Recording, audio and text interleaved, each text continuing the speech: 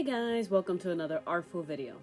In today's video, we're going to review Crafter's Square Tempera paint from Family Dollar. Basically another cheap art supply video. I got the basic primary colors. Well, I tried with what little selection that they had, plus black and white. I also picked up some art boards as well. I accidentally placed them upside down. Let me just adjust the video for you. Here you go. I used some acrylic sketch pads to do the swatching. If you're wondering, this acrylic pad is from Arts and Craftsman, I believe. I do have bad memory, so I may be wrong. I literally had no idea what to use when it came to these tempera paints. So I used an acrylic board because I know it can handle a lot of paint. First things first, I have never used tempera paint before. It is apparently a fast drying medium and is water soluble. I guess so if children get their hands on them, it won't stain up the room or something.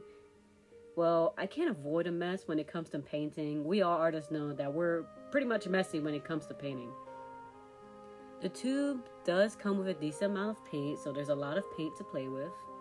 When putting the paint on my palette pad, the consistency between each color varied.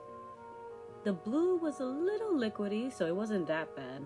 The yellow, black, and white were normal consistencies from what I've seen, but then the pink was extra liquidy. It would run off the palette if I turned it, so which is kind of weird to me. I never seen it so runny, unless it was like watercolor where you put a lot of water just to get like the pigment going.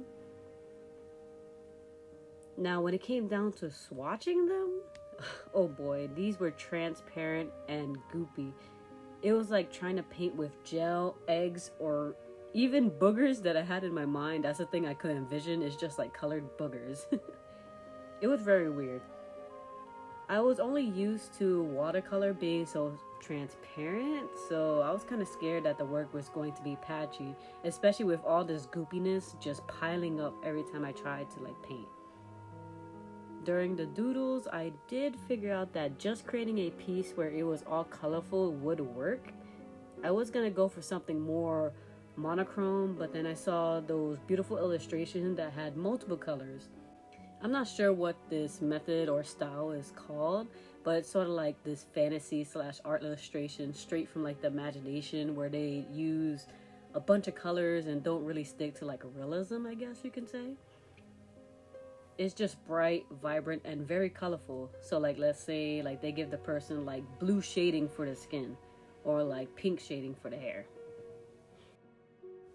While looking at it now, I have a feeling it's something to do with that thermal art thing that was going around, where it shows different colors depending on the temperature. My version is kind of a mix of pastel art and thermal art, since the paints are very transparent, so it gives that pastel-y view when over a white board.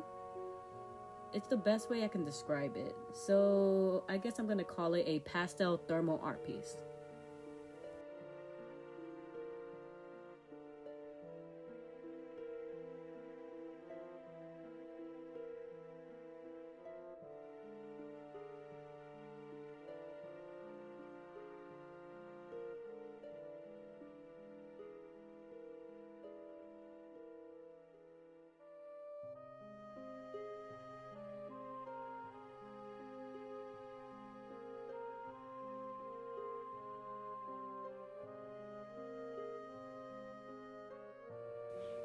Now, when putting these paints on the artboard, it actually worked nicely.